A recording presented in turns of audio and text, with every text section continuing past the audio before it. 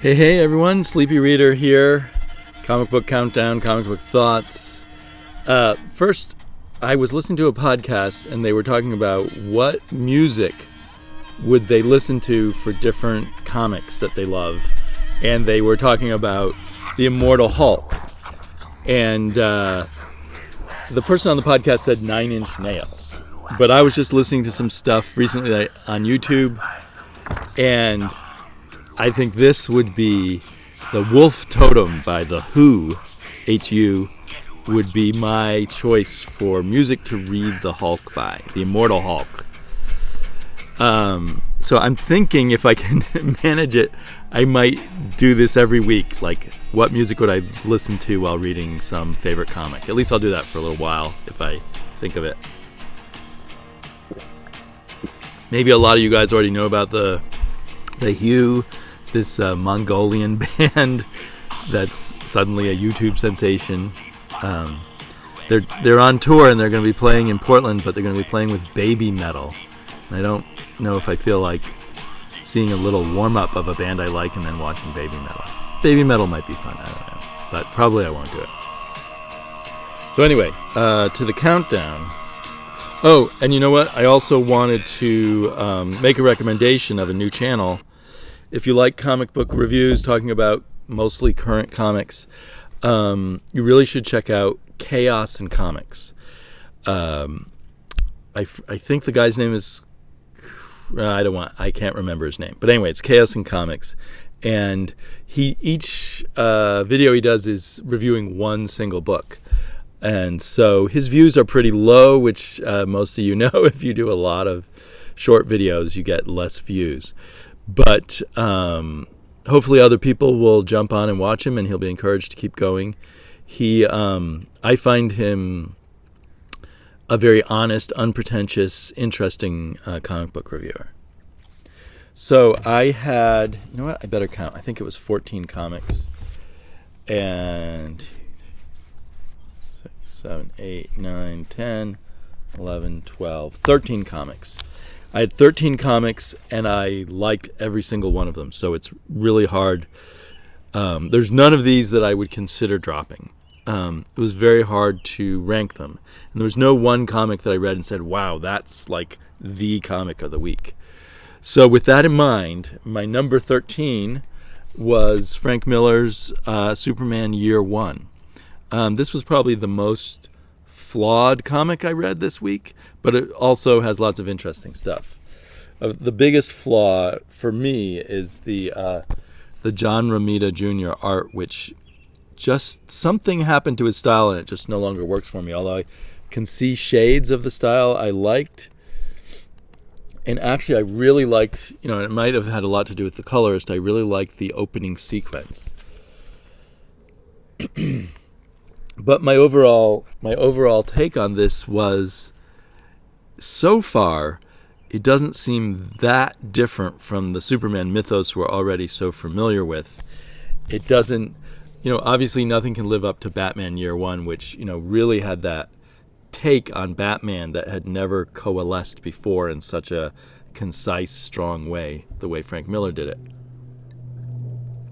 One intriguing thing is that baby Kal-El, when he arrives, seems to have a kind of mental control over the Kents.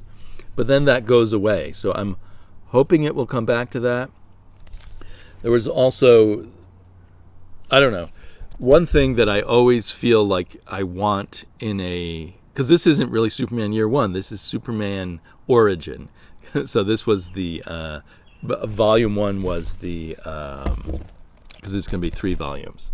Volume 1 was the Smallville days, and I assume Volume 2 will be him out in the world before he decides to become Superman, and Volume 3 will actually be Superman Year One. So the other thing that just, along with the art and everything, I felt like the Kents were ill-defined. I mean, there was a nice moment where there was different advice from Pa Kent than Ma Kent, and I do like the idea of Kal-El, Clark, trying to deal with bullies in high school. and make a balance between how he uses his powers and how he solves problems and everything. But I don't know. It could have been put together a lot better. And a lot of what, one's memories of Batman Year One is how well the whole thing was structured and put together. So it's an interesting Superman comic. This art here particularly annoyed me. And I'm hoping that some of the elements he played with come further into focus, including that possible extra power that Superman has. Perhaps Superman has a super brain, in a sense, that can dominate our brains if he wants to. I don't know. Or maybe that's just going to be entirely dropped. As I flip through it, I'm really loving the colors. Alex Sinclair's colors. So he's a very good colorist for superhero comics. So anyway, that was number 13. Number 12 was Guardians of the Galaxy. I won't say a whole lot, but it was fun. A pretty good payoff. Really nice colors also for superhero comics. The colorist was not one I recognized before, David Curiel, and Jeff Shaw doing a great job, the line artist. So I was thinking about dropping Guardians of the Galaxy, but I think I'm going to stick with it, because I had fun with these last two issues quite a lot. Sabrina Teenage Witch has ranked very high on some of my countdowns, so this is number 11. It was good. For some reason, I just didn't have quite as much fun reading it as previous issues, but there was nothing wrong with it at all. The art and the coloring are very nice. There are moments like that page I just showed where it almost feels like Francisco Francavilla, a little bit. And maybe the coloring style is a bit the way Francavilla would does his own coloring. Maybe, there was some teenage romance in here that I didn't really care about. But anyway, this is still a great series. So in at number 10 is Assassination. In a way, I kind of feel, overall, I like the Sabrina series better than Assassination. But this was fun to read. I had really fun with this issue. The big twist that I wasn't sure was coming or not came in this issue and has made it a whole lot more interesting, so I'm really psyched for the next issue. If I had any real complaint about this comic, well, I've always had a complaint where I can't always tell who the characters were, and there was one scene where the coloring even interfered with that, so someone was killed, and I had to go back to that page 3 times to be sure I knew who it was killed because of the way they were colored. And I believe that she does her own coloring, so in an ideal world, maybe she would have a co-colorist, a color consultant or something. But, anyway, Skyward, also one that sometimes ranks very high. So this is 13, 12, 11, 10, 9. Number 9. This kind of wrapped up the story. I think we can stop here, but apparently there's another issue because we get the cover for the next issue. I thought after I read it that was the end. And this, I've really enjoyed this series a lot, but this wrap up had a few things where it felt like the writer took for granted that we could follow the little you thought this was going on, but really the bad guy thought he was doing this, but really something else was happening. But what that wasn't as clear as it could have been. I can kind of figure it out, but I had to stop and think and go back. Art, as always, very wonderful. I just love the idea of this gravity-free world, and they've created great characters. But yeah, the story kind of wrapped up. They needed someone, even though I guess it goes against the style of a comic like this, they need someone to explain exactly, here's what we did here, to fool you.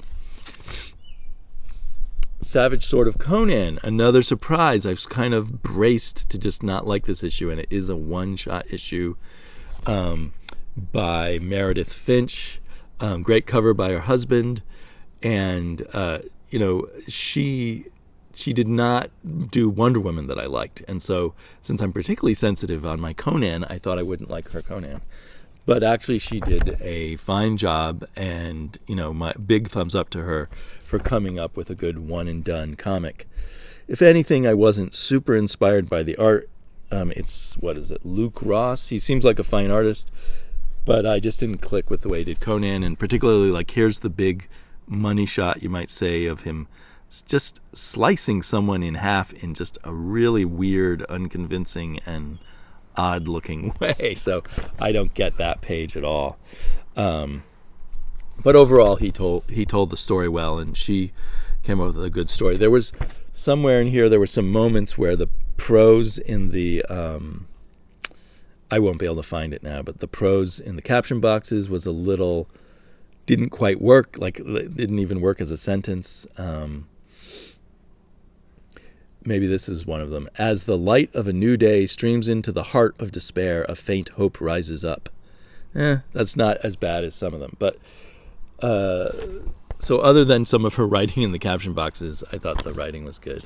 It was a fun story of someone trying to get revenge on Conan and it going horribly wrong.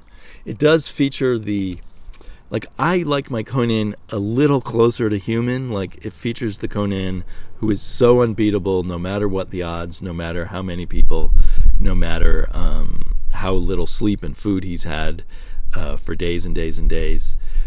And, and that he can defeat all the best warriors under those conditions, possibly hundreds of warriors, I don't know, in a gladiator ring in a few hours. Anyway, it was a little bit pushing it a little bit too far, because part of the enjoyment of Conan is he is human, but he's better than just about every other human in terms of fighting and stamina and all of that, and climbing up cliffs. Invisible Kingdom. I almost didn't get this. I have removed it from my pull list just because I didn't care either way about it. But this issue, which I think is the penultimate issue, the art really kicked up a notch, and stuff is finally really happening, even though it's not as monumental feeling as maybe the writer wants us to feel it is, since it just seems to have to do with a little bit of bribery and cooking the books. But, maybe if she had set up the religious aspect more. My favorite character is this religious nun character. Can't recall her name at the moment. But a large portion of my pleasure is that finally Christian Ward was really able to let loose with his sci-fi art. And that is really something worth beholding for a comic book fan like me, sci-fi comic book fan. So what number? I'm sorry, I'm going to have to keep doing this. 1, 2, 3, 4, 5, 6, 7. So that was number 7, the Invisible Kingdom. In at number 6. Now, all of the remaining 6 are comics I really, really enjoyed. And it's so narrow in the difference between my enjoyment and the different issues. But Curse Words maybe gets to the bottom of this 6 because we're going into a kind of war scenario. And that's just a little bit less interesting for me to read, although it's done in a very dynamic, fun way. And we still get a lot of great character moments. And this crazy thing, I don't know whether I should spoil it or not. Okay, spoilers until I put down Curse Words. Our hero Wizard steals the belief in Christmas to supercharge himself with superpowers. And he ends up looking kind of like Santa. And so now no kids on Earth believe in Christmas anymore because he stole that belief to supercharge him to go fight in the war. And at last, the parents are going to go join their koala daughter, and I'm really excited about that. I think we must be very close to a big conclusion of this series. I'm both sad and excited for a conclusion, but maybe I'm wrong. I can't remember if they said they would go for 30 issues or how long we're on issue 22. It feels like there could just be, 3 or 4 more issues to go, and that would be it. Middle West was really cool. This book, for me, just keeps getting stronger and richer as it goes along and the characters develop. We got more of a focus on the father. It's very clear now that this comic is, along with being a fantasy comic, is really exploring the nature of anger. And I really appreciate that. I have dealt with anger in my own life. I feel like our society now is filled with anger. So I find this fascinating, and as you know, I've said over and over about the great art and color. Again, particularly the color. A colorist can really make a book for me at this point, or break it. Okay, so that was number 5. At number 4, I'm including this Howard the Duck that I got. Howard the Duck number 1 from when? It doesn't say the date in here because the copyright date is given as 2019. But we know this must be like, what, 1974, something like that. But this is the facsimile edition with all the original ads and everything else. It has I just loved the art by Frank Brunner, and it really also brought back to me the wackiness of Steve Gerber. Steve Gerber's comics to me read like satirical dreams of a dream, because they're very dreamlike. Like in this one, a giant tower with a barbarian princess inside of it appears, and Howard climbs up the side of it because he wants to kill himself. And the tower is made out of old credit cards. So dreamlike, but also Steve Gerber's spoof, and the evil wizard is also an accountant or something. He's using the magic of numbers to conquer the world. So it in a way, it's kind of, Steve Gerber's satire of modern society in the 1970s was pretty on the nose. Ooh, accountants are bad, credit cards are bad. But still, the dreamlike, crazy way he does it, great dialogue for Howard and other characters. It's a lot of fun. It's a weird contrast with the rich Frank Brunner art, which kind of, would imply at first glance a serious story. But it really works. And although I love Gene Colan's artwork in general, I think I'm very sad about Frank Brunner not being the mainstay of Howard the Duck. Now, I think Frank Brunner was always an artist who probably worked too slow for the pace of a Marvel comic. And I really appreciate seeing his artwork reprinted on this nice paper. I think it makes a huge difference in really getting all that he was doing in his artwork compared to if you pick up an old copy of this and the fading and the spreading of the ink that goes on in the newsprint. Anyway, it was a joy to read. So that came in at, what are we saying, at number 4. At number 3, like I said, all top 6 almost so close.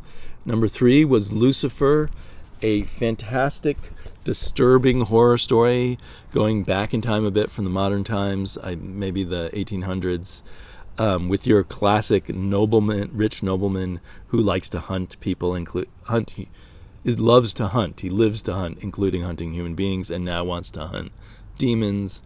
And Caliban comes along and convinces him that to understand the demons, he has to eat one. So they have this grotesque dinner of eating a demon.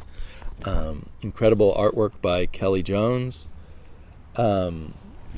My one downside, I even mentioned this when I just showed my pull, is while the coloring is pretty good coloring, it doesn't serve. It could have been better. I have high standards because of loving Kelly Jones so much.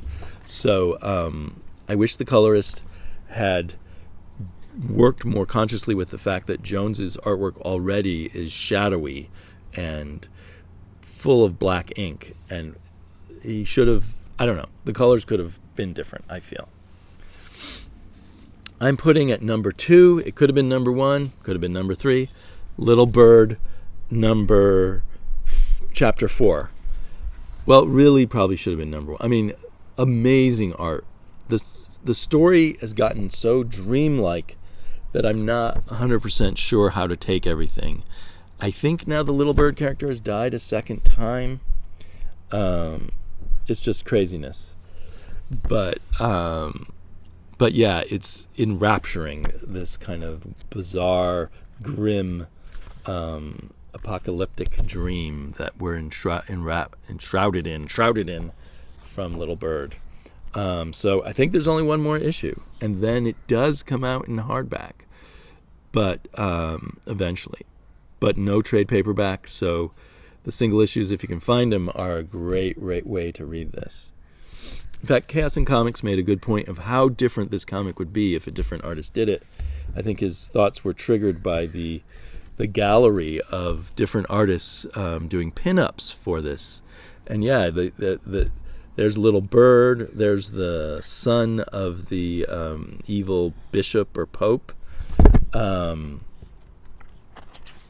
So yeah, it would have had a totally different tone, communicated something completely different with a different artist, I think. So that was a great point. Again, I'm promoting Chaos and Comics.